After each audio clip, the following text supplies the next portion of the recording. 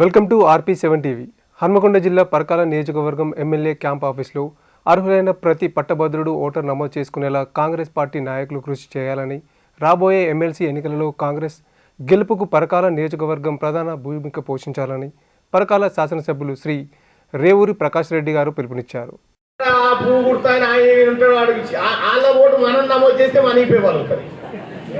కాబట్టి పొరపాటున కూడా చేయకూరి మన సానుభూతి పరులను, ప్రకాష్ రెడ్డి అభిమానులను, కాంగ్రెస్ పార్టీ కార్యకర్తలను, తీర్మానం అంటే జర అంతో ఇంతో తెలిసినటువంటి వాళ్ళను, కమ్యూనిస్ట్ వాళ్ళని ఈ ఓట్లన్నీ నమోదు చేయండి. దయచేసి ఓటు నమోదు అనేది అత్యంత కీలకమైనటువంటి దశ ఇందులో అని చెప్పి మీ అందరికి తెలియజేసుకుంటూ,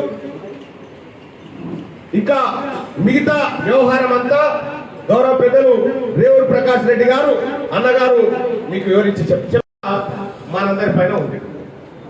కాబట్టి డిగ్రీ చదువుకున్న వాళ్ళు మాత్రమే ఇందులో ఓట్లు వేయాలి. అందరు డిగ్రీ చదివిన వాళ్ళు కాదు. మళ్ళా ఈ ఓటు హక్కు రావాలంటే ఇట్లా సపరేట్ గా మళ్ళీ అప్లై చేయాలి.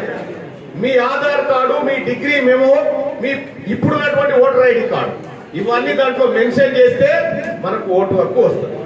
ఓటు హక్కు వచ్చిన తర్వాత మనకు ఎన్నికల నోటిఫికేషన్ వస్తుంది. ఆల్రెడీ ఓటరు నమోదు ప్రక్రియ 30 తారీఖు నుంచే, జనవరి 30 నుంచే ప్రారంభమైంది.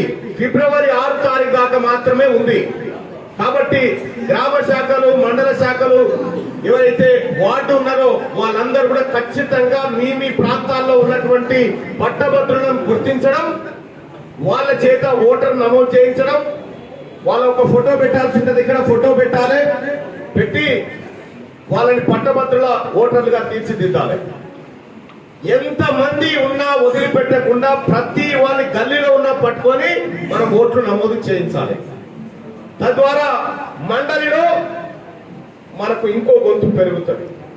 కాంగ్రెస్ పార్టీకి మండలిలో కూడా బలం పెరుగుతుంది. కాబట్టి పోయినసారి అనేకమైనటువంటి పల్లా రాజేశ్వర రెడ్డి గారు ఉంటే 17,000 దొంగ ఓట్లు ఆయన నేనే పట్టించిన.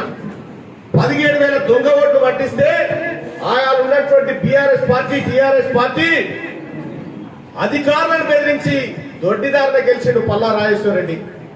తీన్మార్ వలన ఓడిపోయినా కూడా పోరాటం ఆపిండు. ఎన్నడన్నా తల వంచినవా? పోరాటం ఆపలే, తల వంచుకోలే.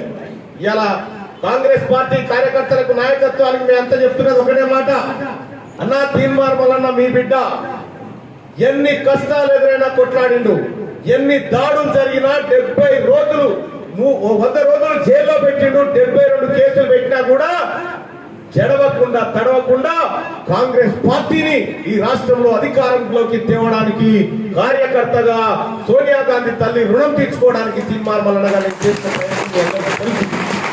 కాబట్టి అంతే నిబంధనతోని మీరంతా కార్యోన్ముఖులై ఈ పట్టభద్రుల ఎమ్మెల్సీ ఎన్నికల్లో ఓటరు నమోదు కార్యక్రమాన్ని చేపట్టాల్సిందిగా మీ అందరికీ విజ్ఞప్తి చేస్తా ఉన్నాం. ఇది గౌరవ ముఖ్యమంత్రి రేవంత్ రెడ్డి గారు మీకు చెప్పమని చెప్పినటువంటి మాట. ఖచ్చితంగా రేవంత్ రెడ్డి గారి నాయకత్వంలో ఈ రాష్ట్రం అభివృద్ధి దిశగా పోతుంది. ఖచ్చితంగా ఇందిరమ్మ రాజ్యంలో పరకాల ఆత్మగౌరవం మరింత ఎత్తుకెదుగుతుందని చెప్పి రేవూరి ప్రకాష్ రెడ్డి అన్న నాయకత్వంలో నేను విశ్వసిస్తా ఉన్నా. అర్థమైంది కదన్నా? ఇంకేమైనా ఇబ్బంది ఉందా?